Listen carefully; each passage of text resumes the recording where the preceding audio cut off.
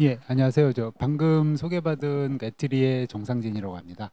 그래서 이렇게 좀 전에 저장님께서 말씀을 주신 것처럼 오늘 발표드릴 내용은 지금 책자로 아까 배포를 해드렸던 그 탄소 중립 ICT 융합 표준 프레임워크에 대해서 이렇게 설명을 드리도록 하겠습니다.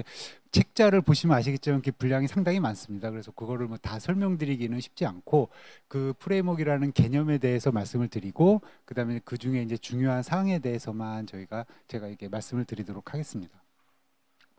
그래서 목차는 개요하고 그러니까 일단 그 ICT 융합 표준 프레임워크라는 게 뭔지에 대해서 조금 이렇게 설명을 좀 드려보고요. 그 다음에 그 중에 저희가 이제 탄소 중립 그 표준 프레임워크에 대해서 이제 그 개념하고 그 이제 세부 내용들에 대해서 설명을 드리겠습니다. 그리고 이제 가장 중요한 게 저 프레임워크를 구성하고 있는 구성 요소들 중에 여기 마지막에 있는 서비스 유스 케이스라는 것이 있습니다. 그래서 이제 그 서비스 유스 케이스를 기반으로 해서 해당 서비스 분야에 어떠한 표준들을 개발이 돼 있는지 아니면 추가적으로 개발을 해야 될지 그 사항을 분석을 하는 작업을 저희가 이제 표준 갭 분석이라는 용어를 사용을 합니다. 그래서 이제 표준 갭 분석 결과에 대해서 말씀을 드리도록 하겠습니다.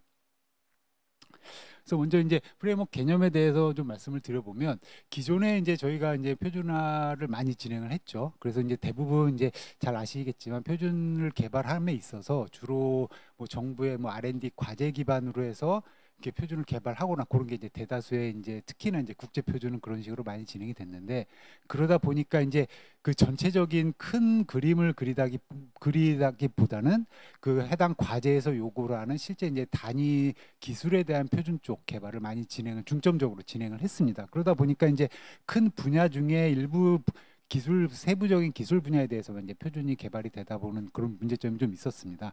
그래서 이제 그런 것들을 좀 보완을 하기 위해서 정부에서는 요 단위 기술이 아니라 해당 분야 기반으로 해서 해당 큰 분야에 어떠한 표준들이 개발이 필요할지 그것을 이제 분석하는 이제 탑다운 어프로치에 대한 필요성이 좀 제기가 됐습니다. 그래서 이제 여기서 보시는 것처럼 이제 시스템적인 어프로치라는 게 이제 그런 의미로 이해를 하시면 될 것 같고요. 그래서 이제 이게 우측에 보시는 그림이 이제 해당 뭐 분야라고 보면 그 중에 이제 빠진 부분을 이제 큰 그림을 그리고 그 중에 그러면 지금 현재 분야에서는 어떤 내용이 빠져 있구나 그런 것들을 이제 파악을 해서 해당 분야에 이제 표준을 개발할 수 있도록 하는 게 전체적인 가이드라고 보시면 될 것 같습니다. 그래서 이제 표준 프레임워크를 구성함에 있어서 구성 요소가 총 5가지가 있습니다. 요 각각의 구성 요소가 결국에는 이 해당 프레임워크 그 표준 프레임워크를 누가 사용할지 누가 볼지 그 이제 대상과 매핑이 된다고 보시면 될 것 같습니다. 그래서 이제 제일 위에 이제 1단계 전략뷰라고 되어 있는 것은 그 밑에 보시면 이제 비전 및 전략이라고 되어 있죠. 그럼 해당 뭐 기술 분야 예를 들면 이제 저희 이제 탄소 중립 표준 프레임워크니까 그럼 이게 탄소 중립이라는 그런 큰 분야에서 우리가 달성해야 될 비전이라든지 아니면 해당 그 비전을 달성하기 위해서 어떠한 전략을 수립을 해야 될지 그런 것들을 기술하는 게 이제 전략뷰라는 항목이 되겠고요. 그 전략뷰라는 거는 그럼 누가 보느냐? 결국에는 정부의 정책 담당자들, 예를 들면 뭐 이렇게 뭐 사무관이라든지 아니면 뭐 이렇게 과장팀장이라든지 그런 분들이 보시는 내용이 이렇게 연관되는 내용이라고 보시면 되겠습니다. 그다음에 이제 그 밑에 이제 운영비라고 되어 있는 거는 그럼 이제 해당 분야에서 뭔가 이렇게 새로운 서비스를 제공하고자 하는 그런 사업자가 있을 수 있겠죠. 그럼 이제 그런 사업자들이 보는 그 내용이라고 보시면 될 것 같습니다. 그래서 이제 탄소 중립이라는 큰 분야 중에 그럼 내가 어떤 서비스 사업을 하고 싶은데 내가 할 수 있는 그런 서비스를 그 사업을 실현하기 위해서는 어떠한 그 스테이크 홀더들이 있을까? 그런 것들은 이제 기술한 내용이 이제 운영비에 들어가는 내용이라 보시면 될 것 같고요. 그것은 이제 저희가 이제 개념 모델이라는 용어를 사용을 하고 개념 모델을 구성하고 있는 요소 중에 제일 중요한 게 이제 도메인이라는 그 키워드가 있습니다. 그 도메인이 해당 그 서비스를 제공하기 위해서 필요한 이제 스테이크 홀더라고 보시면 되겠습니다. 그래서 이제 대상은 이제 서비스를 제공하고자 하는 서비스 사업자가 이제 주요 관심을 가지는 그 영역이라고 보시면 되겠고요. 그럼 이제 세 번째 이제 시스템 뷰는 그럼 이제 앞에서 이제 개념 모델을 이제 정의를 했죠. 그럼 이제 그걸 가지고 이제 실체화를 해야 되는데 시스템을 개발해서 실체화를 해야 되는데 그럼 이제 실체화를 하기 위해서는 그 해당 그 도메인 아니면 이제 스테이크홀더 안에 실제 뭔가 액션을 취하는 애들이 있어야 될 거잖아요. 그래서 이제 그런 액션을 취하는 우리가 이제 액터라는 용어를 사용을 하는데 그런 애들이 어떤 애들이 있는지 그 다음에 그런 액터들 간에 우리가 이제 정보를 교환을 하고 그 액터가 어떤 기능을 수행하고 그런 것들을 이제 정의한 것들이 이제 시스템 뷰라고 이제 보시면 되겠고요. 시스템 뷰라는 거는 그럼 이제 결국에는 그 서비스를 구현하기 위한 그런 이제 개발자 시스템 엔지니어들이 보는 내용이라고 보시면 되겠습니다.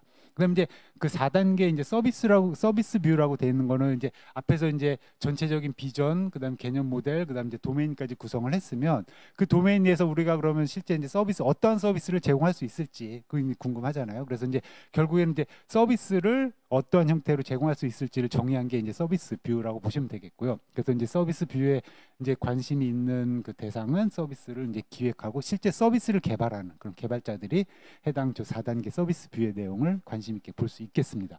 그런데 이제 마지막 이제 표준 뷰라고 되어 있는 거는 그럼 이제 서비스 이제 예를 들면 뭐 A라는 서비스를 우리가 이제 도출을 했습니다. 그럼 이제 그 서비스를 기반으로 해서 우리가 서비스를 구현을 하고자 하면 이제 관심은 저희 관심 이제 표준이기 때문에 해당 서비스를 구현함에 있어서 필요한 표준들이 쭉 있겠죠. 그 중에 이제 현재 요런 표준들은 현재 개발이 완료가 됐는데 요런 사항들에 대해서는 표준이 없다. 그래서 그런 표준들은 우리나라에서 뭔가 좀 선제적으로 표준을 개발을 하면 해당 서비스를 실현함에 있어서 우리나라가 좀 이렇게 주도권도 가질 수 있고 뭔가 좀 국가적인 이득도 취할 수 있겠다. 그런 식으로 해서 이제 이해를 하시면 될 것 같습니다. 그래서 이제 표준뷰라는 거는 실제 표준을 개발하는 표준화 전문가들이 볼 수 있는 그런 영역이라고 보시면 되겠습니다. 그래서 이 5단계에 해당되는 내용들을 전부 다 총 아울러서 이제 포함이 되어 있는 것이 저희가 얘기하는 그 표준 프레임워크의 내용이라고 보시면 되겠습니다.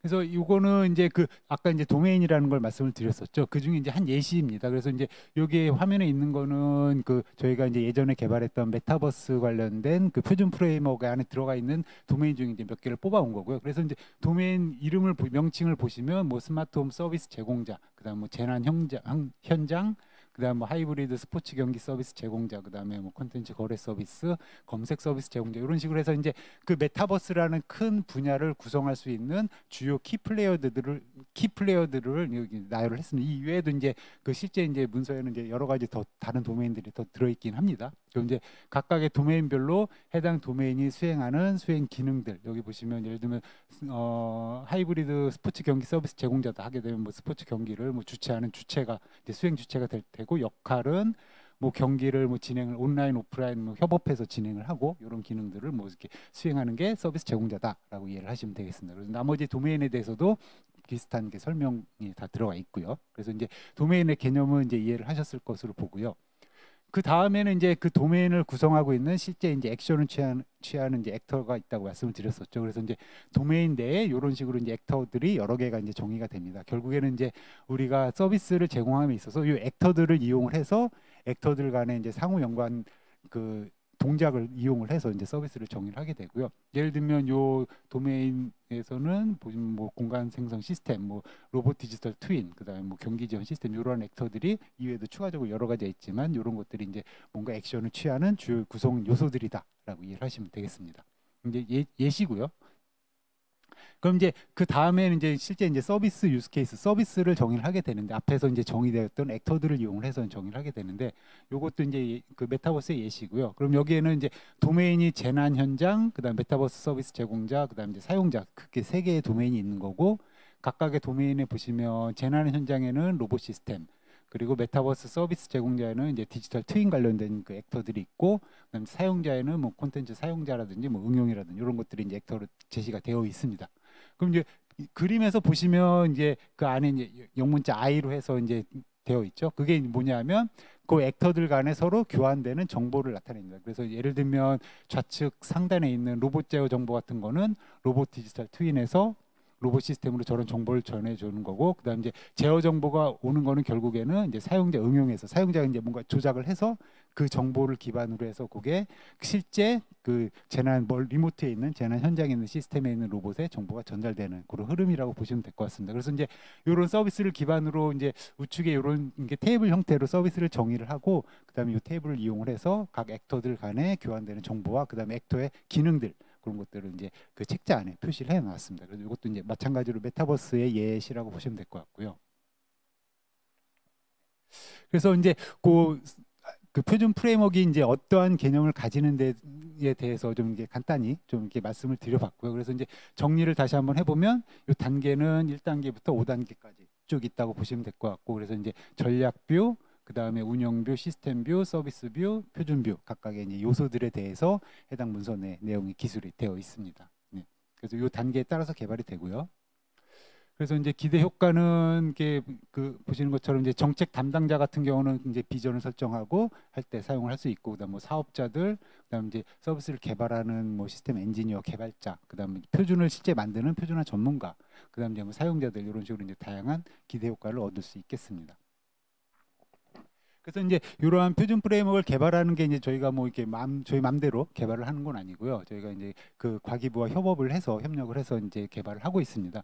그래서 이제 21년도에 저희가 그 ICT 융합 표준 프레임워크 개발 계획을 수립을 해서 그걸 기반으로 해서 이제 26년까지 어떠한 분야에 대해서 표준 프레임워크를 개발을 하겠다라고 이제 과기부와 협의를 했습니다. 그래서 이제 개발된 그 협의된 내용을 가지고 이제 그 연도별로 프레임워크를 개발을 해서 이제 공청회, 지금 현재 이제 공청회를 진행을 하고 있고요. 공청회를 진행을 하고 이제 그 프레임워크 개발할 때는 그런 협의체 같은 범부처 협의체 같은 것들을 구성을 해서 다양한 분들의 그 의견도 저희가 수렴을 해서 이제 그 프레임워크 개발하는 데 활용을 하고 있고, 이제 공청회가 다 끝나고 발간이 되면 이제 그거를 이제 그 책자뿐만 아니라 온라인으로도 배포를 해서 활용될 수 있도록 그렇게 추진을 하고 있고요.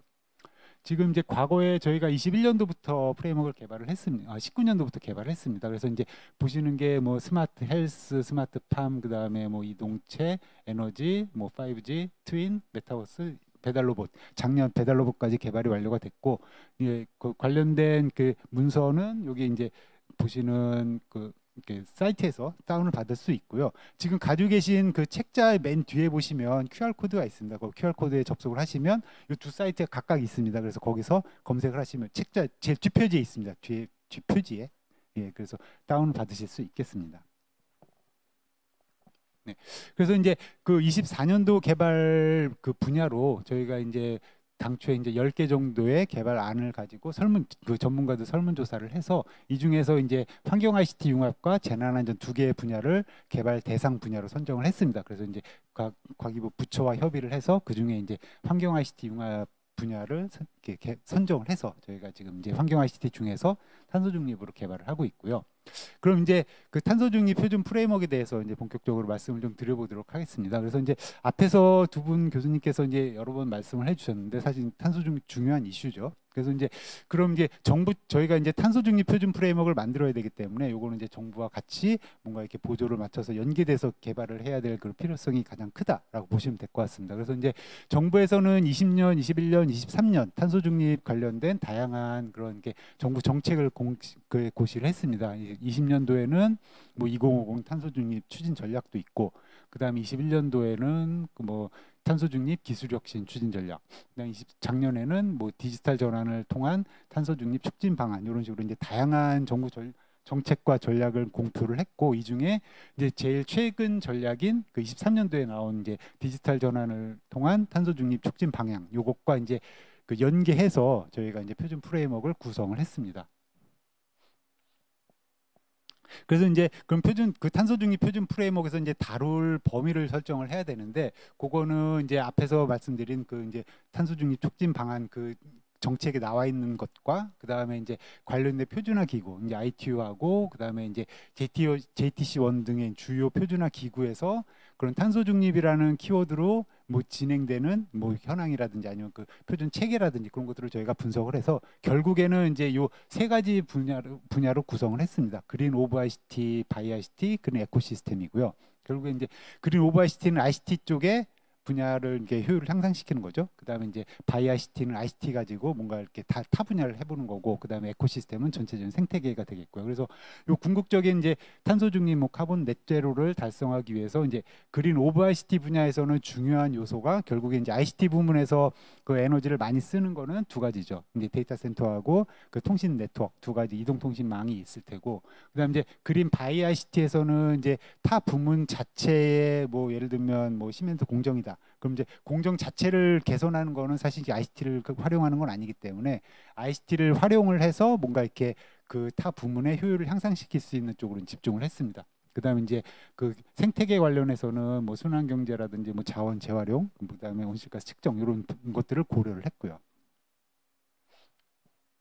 그래서 이제 비전은 저희가 이제 설정한 비전은 여기 보시는 것처럼 디지털 기술의 고효율화, 그리고 탄소 배출 관리 기술 혁신을 통해서 그린 디지털 생태계 구축, 그다음에 탄소 중립 사회로의 전환이라는 좀 큰 비전을 잡았습니다. 그래서 이제 이 해당 비전을 실현하기 위해서 앞에서 이제 세 가지 주요 부문을 말씀을 드렸죠. 그게 이제 같이 연계돼서 진행할 수 있다라고 이해를 하시면 될 것 같고요. 그래서 이제 각각의 이제 디지털 그린 오브 ICT 아니면 디지털 기술 자체의 효율화 추진 그 분야에서는 저희가 해당 분야 중에 이제 그 실제 구성할 수 있는 서비스를 이제 제일 우측에 이제 유스케이스가 이제 여러 개의 유스케이스가 있지만 그 중에서 이제 저희가 여기 나와 있는 유스케이스들은 근 5년 아니면 길어도 한 10년 이내에는 실현될 수 있는 그 정도의 이제 타임 프레임을 갖고 있는 유스케이스라고 보시면 될 것 같습니다. 그래서 이제 이러한 유스케이스 예를 들면 데이터 센터 효율화, 그다음에 이제 ICT 장비에 대해서 뭔가 LCA 기반으로 해서 탄소 배출량을 추정하는 것, 그다음에 그 기지국 관련된 에너지 효율 향상, 이런 게 세 가지 유스케이스를 묶어서 이제 서비스 패키지는 이제 유스케이스의 묶음입니다. 그래서 이제 이름을 디지털 부문의 고효율화를 통한 탄소 배출 감축 서비스 패키지라고 이름을 지었고요. 그다음 이제 타 산업 부문에서는 일단 말씀드린 것처럼 이제 디지털을 활용해서 하는 걸 이렇게 저희가 대상으로 하고 있기 때문에 보시면 유스케이스 이제 건물 쪽, 그다음에 공장 쪽 에너지 효율, 그다음에 이제 그 분산 에너지 거래에 관련된 유스케이스, 그다음 이제 그 차량 지금 현재 뭐 내비게이션 할 때도 이제 우리가 이제 시간이라든지 그런 걸 이렇게 차량에서 이제 내비게이션을 하게 되는데 그게 아니라 뭔가 이게 탄소 배출량을 좀 고려를 해서 차량의 운행 경로를 제공하는 뭐 그런 유스케이스도 생각을 할 수 있겠습니다. 그래서 그런 게 있고, 그다음에 이제 생태계 측면에서는 여기 보시는 것처럼 이제 도메인의 탄소 정보를 관리하고 운영하는 그런 서비스, 그다음에 탄소 배출량을 기존에 우리가 이제 뭐 에너지 사용량이나 그런 걸 이용을 해서 이제 추정을 하는데 그게 아니라 실제로 이제 실측하는 게 더 필요한 상황도 있겠습니다. 예를 들면 이게 공장의 공정이라든지 그런 경우는 실측을 하면 더 정확하게 값을 측정할 수도 있는 경우도 있기 때문에 그런 것들을 위한 고정밀 탄소 배출량 산정 서비스라는 것을 두었습니다. 그래서 이제 총 그 앞에서 말씀드린 그 9개의 서비스 유스 케이스를 실현하기 위해서 필요한 도메인을 저희가 이제 8개를 구성을 했고요. 그래서 이제 사용자, 공공정보 제공자, 그다음에 뭐 인증 검증 기관, 에너지 사업자, 그리고 제조사, 사용자 설비, 그다음에 탄소 관리 서비스 사업자, 그다음에 이제 운송 사업자 이렇게 되어 있습니다. 그래서 이제 각각의 예를 들면 서비스 사용자 같은 거는 뭐 건물이라고 치면 건물의 주인, 공장의 주인 그런 사람들이 될 테고, 제조사는 이제 ICT 제품 자체를 이제 만들어내는 그런 게 도메인이 되겠습니다. 그런데 사용자 설비는 에너지를 사용하는 그런 게 사용자 설비가 될 테고요. 그리고 이제 그런 사용자 설비의 뭐 효율이라든지 탄소 배출량을 관리하기 위한 그런 서비스 사업자가 있고, 그다음에 이제 운송 사업자는 이제 앞에서 말씀드린 건 차량 관련된 것들을 위한 그런 도메인이 되겠습니다. 그리고 위에 이제 공공정보 제공자라든지 그런 이런 기타 그 도메인들이 구성이 되어 있습니다. 그래서 일단 그 디지털 기술의 효율화 부문에서는 이러한 그 앞에 이제 8개 도메인 중에 이러한 도메인이 요 해당 그 서비스랑 좀 관련이 있다라고 이해를 하시면 될 것 같아요. 그래서 이제 그 일단 기본은 이런 서비스를 관리하는 사업자가 사용자 설비로부터 뭔가 이렇게 정보를 가져오고, 그다음에 가져온 정보를 기반으로 해서 탄소 배출량 정보를 이렇게 인증 검증 기관에 전달해서 검증 기관에서 그걸 이제 활용하는 그런 게 형태로 운영이 될 것으로 예상이 되고요. 그다음에 이제 산업 부문 타 부문에서는 여기도 마찬가지로 에너지 및 탄소 관리 서비스 사업자가 존재를 하고, 그 사업자가 사용자 설비에서 이제 설비에 관련된 그 에너지 사용량이라든지 탄소 배출량 정보를 가져오게 되고요. 가져와서 그거를 인증기관, 검증기관에 인증도 받고 공표께 저장도 해서 활용을 할 수 있게 그렇게 되어 있습니다.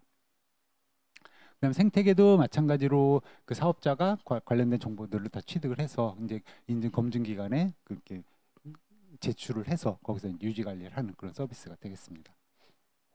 그래서 이제 그 8개의 도메인, 그 도메인 여기 보이시죠? 그럼 그 도메인에 이제 실제 이제 기능을 수행하는 걸 저희가 이제 액터라고 말씀을 드렸었는데, 이제 각 도메인별로 액터는 이런 액터들을 구성할 수 있다라고 보시면 될 것 같아요. 그래서 이제 예를 들면 사용자 설비 도메인 좌측 하단에 있는 걸 보시면 거기에 들어간 액터들이 이제 데이터 센터 관련된 액터들, 예를 들면 데이터 센터의 IT 설비들, 그 다음에 뭐 이렇게 그 신재생 에너지 발전 설비, 그리고 뭐 인프라 설비, 뭐 수배전 설비, 그 다음에 에너지 저장 장치 이런 요소들이 이제 실제 세부 액터로 보시면 되겠고요. 그다음에 탄소 관리 서비스 사업자 같은 경우도 그런 그 사용자 설비를 관리하기 위한 관리 시스템 관련 것들이 이제 액터로 들어갈 수 있겠습니다. 그럼 결국에 이제 이런 액터를 이용을 해서 궁극적으로 이제 서비스를 구성을 한다고 이해를 하시면 될 것 같습니다. 네.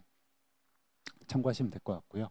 그래서 이제 그 책자에 보시면 요 각각의 액터에 대해서 설명, 그 다음에 액터가 수행하는 기능, 액터들이 교환하는 생성해내는 정보들 그런 것들은 이제 테이블 형태로 쭉 다 정리가 되어 있습니다. 그래서 지금 그거를 참조를 하시면 요건 이제 전체 그림인 거고 그래서 쉽게 이해를 하실 수가 있겠습니다. 그러면 이제 그 액터까지 말씀을 드렸고 그 액터들을 이용을 해서 이제 실제 그러면 어떤 서비스가 있을지 저희가 총 9개의 서비스가 있다고 말씀을 드렸었는데 그 서비스에 대해서 유스케이스 그림을 좀 이렇게 가지고 좀 말씀을 드려보겠습니다. 일단 첫 번째는 데이터 센터 관련된 그 유스케이스고요. 그래서 이제 여기서 이제 핵심은 결국에 이제 데이터 센터 인프라 통합 관리 시스템. 요거는 이제 실제 현재 뭐 데이터 센터에서도 이제 뭐 사용이 되고 있는 그런 시스템이라고 보시면 될 것 같습니다. 그럼 이제 저 통합 관리 시스템에서 데이터 센터에 들어가는 그런 설비들, 다양한 설비들에서 이제 정보를 가져와서 그걸 기반으로 해서 데이터 센터 인프라에 대한 최적 제어도 수행을 하고요. 그 이제 효율도 향상시키기 위해서 뭐 기타 뭐 에너지 사용량이라든지 그런 것들도 관리를 하게 되고 그다음에 이제 뭐 탄소 배출량이라든지 이런 것들도 이제 관리를 하게 됩니다. 그래서 이제 저 통합 관리 시스템이 가장 중요한 기능을 수행을 하게 되고 그다음에 이제 통합 관리 시스템이 데이터 센터가 사용하고 있는 그런 다양한 에너지원에 대한 정보들도 가져와서 이제 더 효율적으로 제어를 해서 전체적으로 이제 데이터 센터의 그 에너지 사용량을 줄이고 탄소 배출량을 저감시킬 수 있는 그런 게 서비스가 되겠습니다.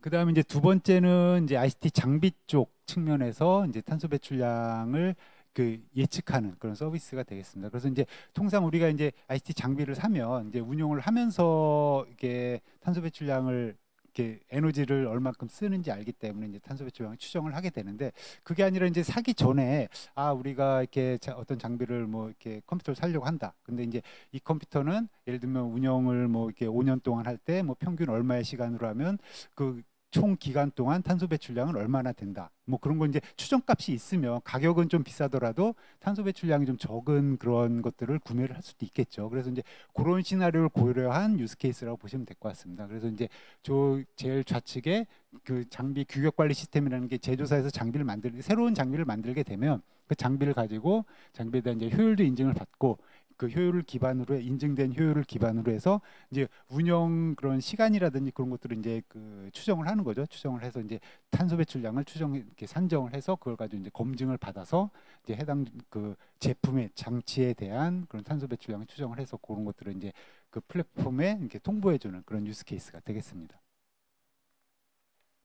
그다음 이제 세 번째는 통신망 기지국 관련된 그 유스 케이스가 되겠고요. 그래서 이제 통신망 기지국도 이제 데이터 센터랑 이제 이렇게 유사한 면들이 좀 있습니다. 그래서 이제 그 기지국 들어가는 설비들이 뭐 수배전 설비, 그다음에 인프라 기지국 설비, 그런 신재생 발전 설비 이런 것들이 있을 테고요. 그럼 이제 통상 기지국 같은 경우는 기지국 하나를 관리하는 자체 이제 단일 기지국 관리 시스템이 있습니다. 그래서 이제 해당 단일 시스템에서 개별 기지국에 대한 효율 그런 것들을 관리를 하게 되고 그다음에 이제 통신망 사업자 측면에서는 그런 게 개별 기지국들을 묶어 가지고 광역 단위로 관리를 하게 됩니다. 그래서 이제 광역 단위의 기지국 관리 시스템 이런 것들을 둬서 기지국을 좀 더 이렇게 여러 개 기지국들을 통합 관리할 수 있게 그렇게 되어 있습니다. 그래서 이제 개별 기지국들은 에너지 사업자를 통해서 에너지 사용량 정보라든지 이런 것들은 취득을 해서 이제 관리를 하게 되고 궁극적으로 이제 효율도 향상시키게 되겠습니다.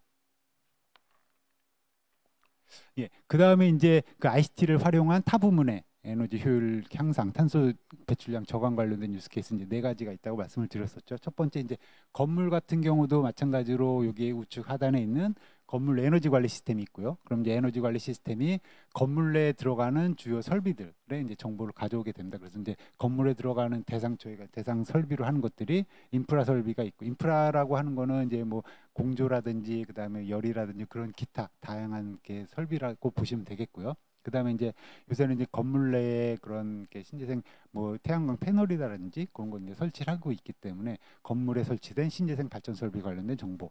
그다음 이제 더 효율을 향상시키기 위해서는 이제 건물 내에 ESS 에너지 저장 장치 같은 것들 이제 탑재를 설치를 하기 때문에 그런 관련된 정보를 가져오게 됩니다. 그다음에 이제 건물이 사용하는 것이 이제 전기 에너지뿐만 아니라 열 에너지 아니면 그다음에 뭐 가스나 이런 것들 다양한 형태의 열 에너지를 사용을 하고 있기 때문에 그 에너지 사용량 관련된 정보는 이제 에너지 사업자에서 가져오게 되고요. 그럼 이제 이걸 가지고 건물의 현재 상태를 분석을 하고 필요하면 이제 각각의 인프라 설비라든지 건물의 설비들에 대한 뭐 최적 제어 그런 것들을 수행을 합니다. 그래서 이제 그런 거 최적 제어 수행을 할 때 필요하면 뭐 이렇게 기후 환경 기상 정보 같은 것들도 가져와서 더 이제 최적적으로 효율을 계산을 하고 그다음에 이제 그 정보를 필요하면 건물 소유자라든지 관리자들에게 통보를 해주게 됩니다.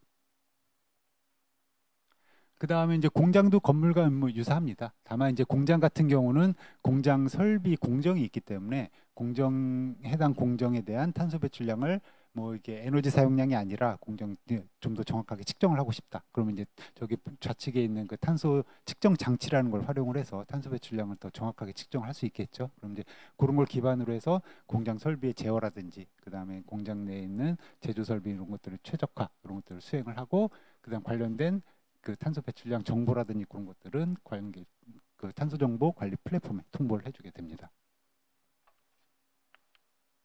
네, 그 다음에 분산 에너지원 거래는 이제 뭐 공장하고 건물 두 개에 대해서 저희가 이제 대상으로 삼았고요. 그럼 이제 탄소 정보 관리 플랫폼이 일단 존재를 하고 있으면 거기서 이제 예를 들면 어느 공장에 탄소 배출량을 얼만큼 더 감축을 해야 된다. 안 그러면 니네 이게 돈을 더 내야 된다. 뭐 그런 내용 이렇게 감축에 필요한 그런 사항들을 요구를 받으면 이제 탄소 관리 시스템에서 이제 전력 거래 시스템과 이제 그 협업을 통해서 이제 원하는 만큼의 그 탄소 배출량을 감축시킬 수 있을 만큼의 이제 전력 거래를 통해서 이제 배출량을 상계시키는 그런 유스 케이스가 되겠습니다. 건물에 대해서도 마찬가지고요.